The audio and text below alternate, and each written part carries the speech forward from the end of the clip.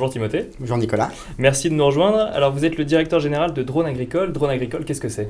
Alors Drone Agricole, c'est une start-up qui a été créée il y a 2 ans et demi aujourd'hui et qui compte 15 personnes.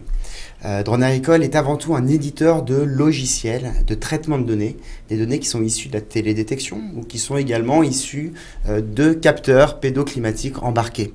En fait, notre raison d'être, c'est d'accompagner les acteurs, également l'exploitant avant tout, issus de la filière agro-industrielle au travers d'outils d'aide à la décision qui sont innovants. Il faut savoir aujourd'hui que l'agriculteur, il est dans un environnement assez morose. Il doit faire face finalement à une réglementation très stricte. Alors on n'en a pas parlé, mais on en parlera effectivement de la réglementation. Comment ça fonctionne Drone Agricole du coup parce qu'il y a quand même drone dans le nom. Tout à fait, il y a des drones. En fait, comme je vous le disais, on va traiter des données qui sont issues de la télédétection. La télédétection, c'est quoi ? C'est finalement la captation d'images prises d'en haut. Donc, on va faire de la captation d'images avec des drones, mais le drone reste un capteur ou un vecteur parmi d'autres vecteurs qu'on pourra utiliser. La vraie valeur ajoutée ne réside pas vraiment dans la prise de vue aérienne, mais elle réside dans le traitement de la donnée. Et c'est une fois de plus ici qu'intervient toute la valeur ajoutée de Drone Agricole. Par exemple, nous avons différentes solutions qui vont suivre l'ensemble de la vie culturelle de la plante, à savoir le zonage de sol et la modulation de semis. Ce n'est pas le drone qui va nous permettre d'observer ce zonage de sol ou cette modulation de semis. C'est vraiment le traitement de la donnée issue de la télédétection qui permettra de le faire. Nous avons également d'autres solutions qui sont liées à la gestion de la fertilisation azotée. Il en est de même. Notre but est de pouvoir mieux moduler finalement les différents apports que l'on pourra effectuer de sorte à accroître le rendement et la qualité.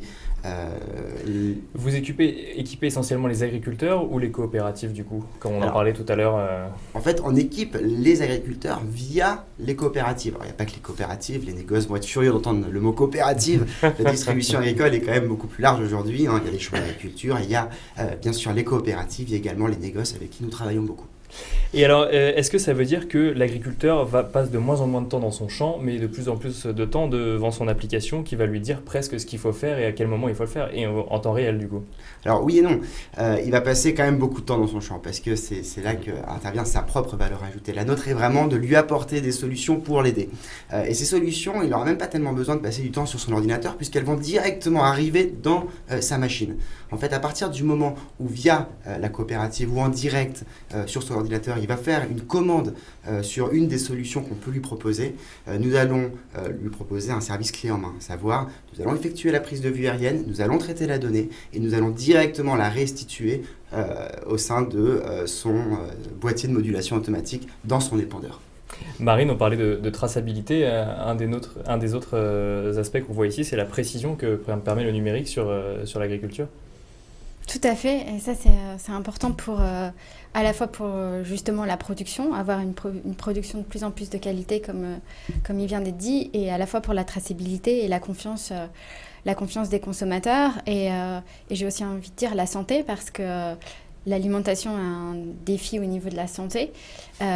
Pour vous donner une idée, il y a aujourd'hui, en 2015, à peu près 15% des hommes et des femmes qui sont en état d'obésité. Il y en aura 30% pour les femmes et 25% en 2030. C'est-à-dire un doublement en très peu de temps. Et tout ça est lié à l'alimentation, ce qui va, en dehors de cet état-là, générer des problèmes de diabète, des problèmes de santé évidents. Et donc, il va falloir quand même réguler son alimentation en premier lieu, en plus du traitement médical. Donc, cette précision apportée par le numérique est essentielle à ce niveau-là. Et alors, on parlait de la réglementation. C'est vrai qu'on entend souvent nos agriculteurs nous dire qu'ils ont de plus en plus de réglementations qui arrivent au niveau européen. Comment est-ce que le numérique peut aider l'agriculteur à répondre à ces réglementations ? C'est une question que je vous pose à tous les trois. Alors aujourd'hui, en fait, la réglementation, elle est très stricte, elle est lourde, et elle va s'intensifier avec l'arrivée du plan Ecophyto 2. Le plan Ecophyto 2, en 2 secondes, qu'est-ce que c'est ? C'est une réduction de 50% des intrants dans les parcelles agricoles. Bien sûr que le numérique va justement permettre de révolutionner finalement la manière dont l'exploitant doit agir et revoir totalement ses pratiques culturales. Pourquoi ? Parce qu'on doit produire finalement plus et mieux. Le cours des matières premières est très bas, je crois que vous en avez parlé tout à l'heure, on est en pleine crise. Et en plus, on doit produire mieux et plus avec moins, parce que moins d'intrants. Et par conséquent, il va falloir donner exactement ce dont a besoin la plante au bon endroit. Il va falloir moduler. Et on peut moduler grâce à 2 choses. La première chose, c'est un machinisme à la pointe. Et aujourd'hui, on voit que le machinisme a vécu une vraie révolution technologique grâce à la modulation automatique. Et d'autre part, c'est des sociétés telles que la nôtre qui sont capables de proposer des solutions qui soient compatibles avec ces boîtiers de modulation automatique. Donc on apporte beaucoup mieux et du coup, on va pouvoir produire autant, voire plus, avec moins. Pierre, ce qui ressort également du dossier IT for Business, c'est qu'un des gros enjeux du numérique dans l'agriculture, c'est la cartographie, la possibilité d'avoir accès aux cartes en temps réel et de comprendre ce qu'il y a dans le sol. Oui, notamment, comme le disait Timothée, grâce aux drones. Alors les drones servent pour la partie cartographie, mais comme on le montre dans l'article aussi, ça peut servir de chien de berger, parce qu'un drone peut, avec ses déplacements, diriger un troupeau. Bon, c'est un emploi en moins pour le chien de berger, mais... Il le fait de manière autonome ou il y a quand même quelqu'un derrière qui le commande ? Ça, je ne sais pas. Je ne me suis pas renseigné. Je ne pense pas que ce soit l'agriculteur qui s'amuse à piloter son drone. Je pense qu'il y a analyse de la formation du troupeau. Et alors, ça m'amène à une autre question, Timothée, sur l'intelligence artificielle. On en entend souvent parler dans d'autres domaines. Est-ce qu'on peut imaginer que l'agriculteur, demain, se délaisse d'une partie de ses tâches au profit des machines qui pourront elles-mêmes déterminer, en fonction des analyses qu'on aura eues, ce qu'il faut faire directement dans le champ ou avec ses animaux ? Oui. Je pense de toute façon qu'on ne pourra jamais remplacer l'agriculteur, ne serait-ce que parce qu'on a la météo qui évolue sans cesse, etc. Et donc les stades végétatifs finalement évoluent en fonction d'une région à l'autre, et donc on ne pourra jamais industrialiser totalement le traitement de la donnée, en tout cas à distance.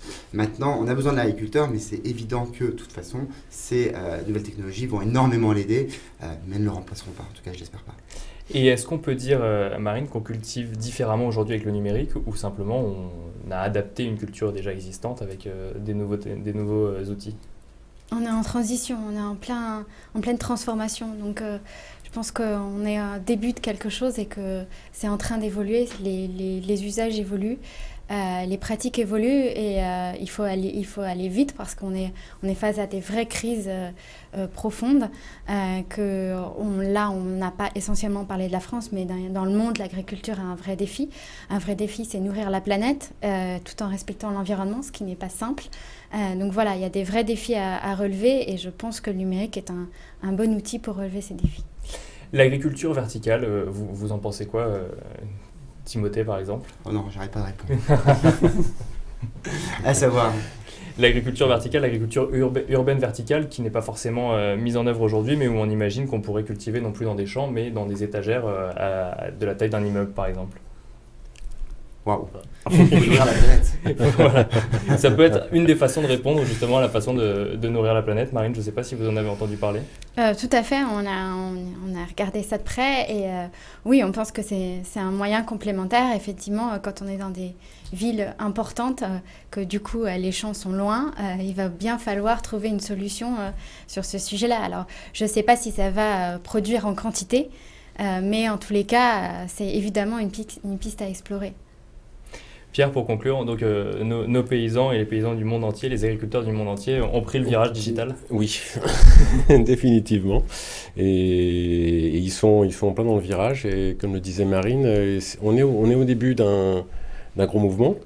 Il faut qu'on voit, comme le rappelait Timothée aussi, à pas aller trop loin, mais je dirais c'est un petit peu partout dans tous les secteurs. Les machines, les robots sont là, le digital est partout. Sans rentrer dans des débats philosophiques, que va devenir l'homme, je ne sais pas.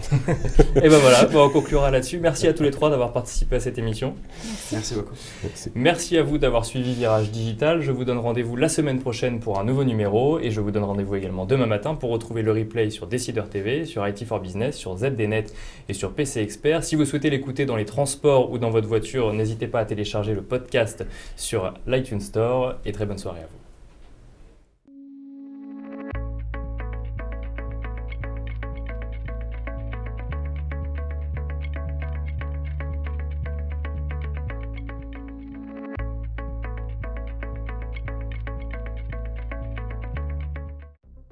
Demain appartient aux plus rapides. Pour vous aider à aller toujours plus vite, nous avons créé une nouvelle entreprise totalement dédiée à l'avenir de votre secteur.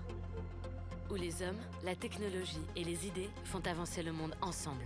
Accélérer l'innovation, accélérer le changement, accélérer l'avenir. Hewlett Packard Enterprise.